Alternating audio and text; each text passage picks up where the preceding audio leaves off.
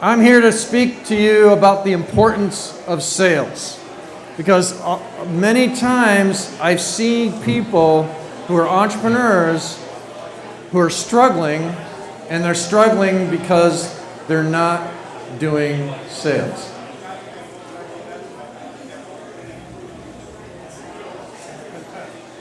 So, why do we not do sales? Because it sucks. Okay?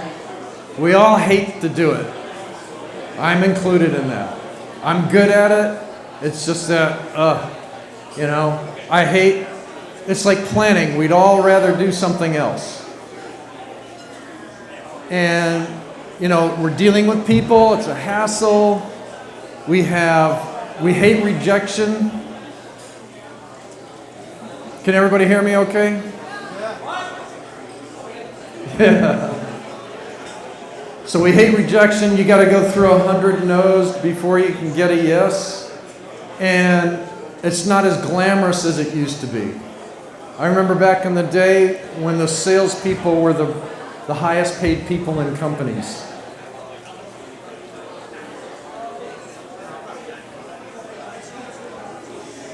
So what is the most important thing in business? Money? Well, that's, here's $1, What? Cash flow. What's that? Pipeline. Okay. That helps. But you got to get the cash flow somehow. So it's more important than profits. I have a lot of people, I usually ask that question and they tell me profits. And I'm like, well, tell that to the $12 billion Red Cross. So if you don't have cash flow, you don't have a business. And the way to get cash flow is to perform sales. All right? So smart founders use sales and use it to grow in proportion to their sales. Because investors, they all know that you're not going to make a profit for the first few years of your business. They expect that. It's all good. They expect you to put every dime of revenues generated from sales back into your business. So what you do with that cash flow is you focus on growth and iterating and gaining market share. Okay? Don't wait for the profits. Just go, go, go. The next thing why cash flow is important is validation. And validation, basically, it tells you and the world that you have something to offer of value. All right? You've established a product market fit, which is always a good thing. And it establishes that you're on the right track, at least temporarily. It also provides you peace of mind, because peace of mind is a huge thing for startup founders and entrepreneurs. We all know that the suicide rate is 6 times the national average. So if you get that cash flow going, you can sleep better at night.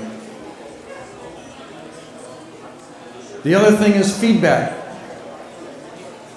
When you're selling, you're gaining customers, and those customers are going to be giving you feedback whether you like it or not. So it's best if you reach out to them to help understand what you can do to make your product or service better.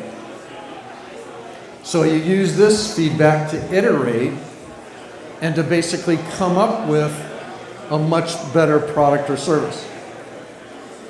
So improve your features and improve your customer experience and to provide that value.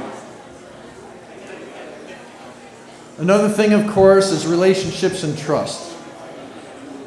I trust you all will keep quiet while people are trying to speak up here. So, relationships and trust. When you get a customer, that's an opportunity for you to build a relationship with your customers. And what that does, especially for a startup, is that now these are early adopters. They feel a sense of ownership. They feel a sense of ownership. They're telling everybody, hey, they're my customer, or I'm one of their customers, and I'm helping them grow. Okay? Those people tell everybody, especially if you provide a good product and service, they tell everybody else about it. Okay? Maybe not as much as somebody who's dissatisfied, but hopefully you'll make up for that. So build credibility through feedback and trust. Market knowledge. Knowledge is power. That's all there is to it. So the more customers you get, collect what information you can from them and treat it with respect. It's one of my biggest peeves is when they take our information and number one, we don't get paid for it, and number two, they get hacked and they sell and make money off it and we don't get a dime. So understand the market dynamics, the trends, the key players, your competition, anything that can help you generate more sales. And of course, generate more opportunities when you're ready. You got to stay focused in order to get sales as quickly as possible. And then once you get to a plateau or a level, then you can start looking at other areas.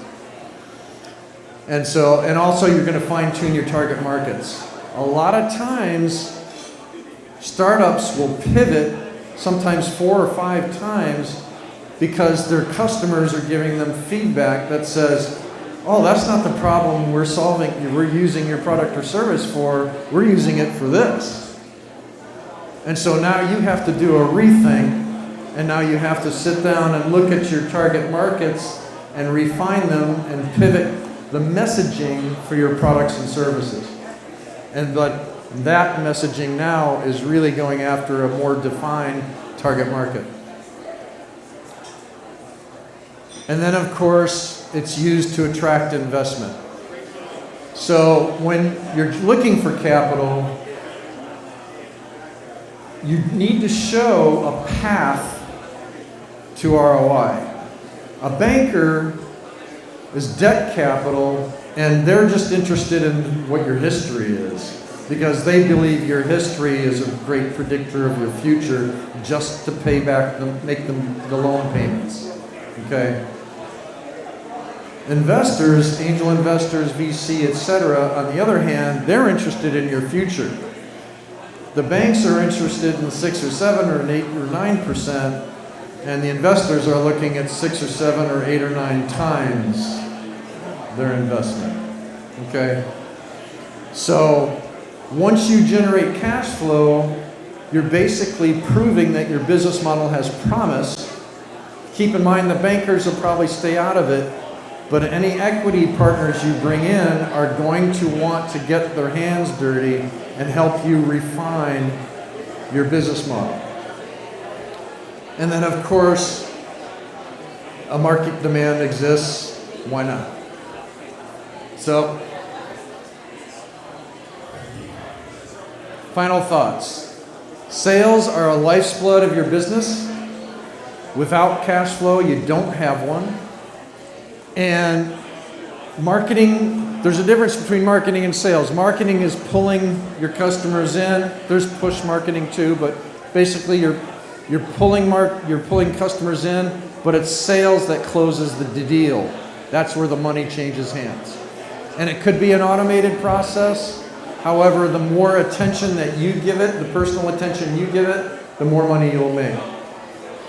So utilize creativity, initiative, risk acceptance, and resilience in everything you do.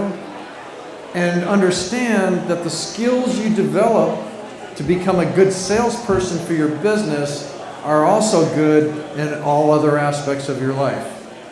So between negotiations, for whatever, relationships, working, dealing with family members, siblings, children, whatever, all these things are useful to you throughout the rest of your life. So Speaking of sales, OrlandoPreneur is looking for a business development manager. So if anybody's interested, we're looking for someone preferably with 5 or more years experience. You're a go-getter. You're willing to dedicate 5 to 10 hours a week to start. And you want to make some money on the side and then grow as we grow. So if anybody's interested in helping us grow, because understand, we have global ambitions. So if you get in at this point in time with OrlandoPreneur,